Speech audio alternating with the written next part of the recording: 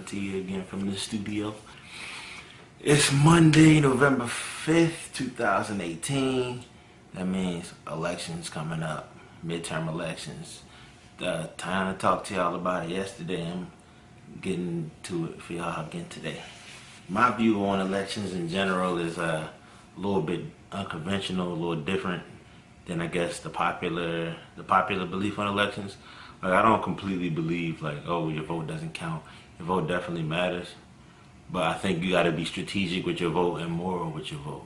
It's definitely something that everybody should do, especially the young people. Get out and vote. Me personally, I'm just a proponent of not the lesser of two evils. If it's evil involved, if I believe that two people are evil, I'm not voting for whoever's the least evil.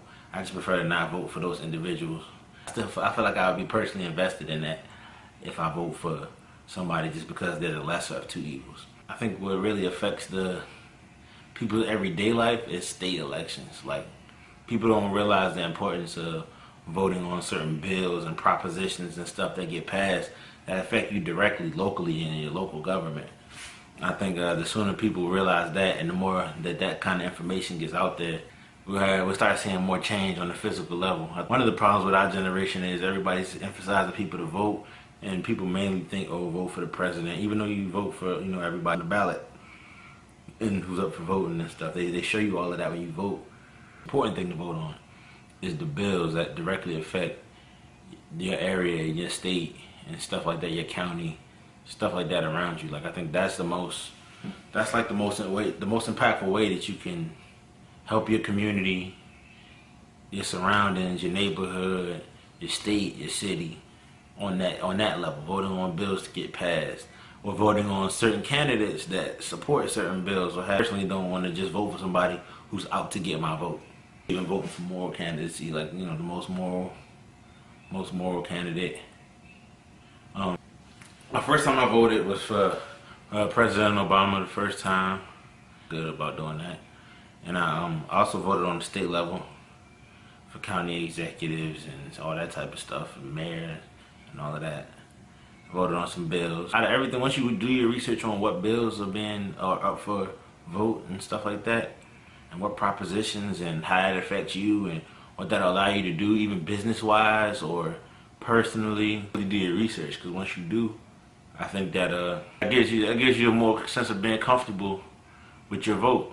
Like, I don't think it's as much a pressure to vote. Like, you gotta vote right now, you gotta vote. It should be something that you want to do because you want a certain outcome or a certain result. So, like, I think most people now, they're just pressured into it because everybody, older people are telling them, the younger people are telling them, everybody's telling you, oh, you gotta get out and vote, gotta get out and vote, gotta get out and vote. I think the most important thing for people in my generation is why. Why do we get out and vote?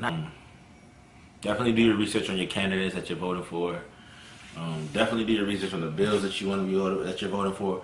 Definitely do research so you know what bills are up. Hold on. All right, I'm back. But yeah, you gotta realize how that stuff really affects your state. Like, all those. So, like, when your state has money, then your state has the money to do certain things that are beneficial to the people in the state. State level is way more important, or it's different, but I think it's way more impactful, not important. I think it's way more impactful presidential scale, because you start on a state government and bills and what's legal in your state. Like people think about like the legalization of marijuana. Legalizing marijuana, people think, oh, people just be potheads. They just want to smoke weed.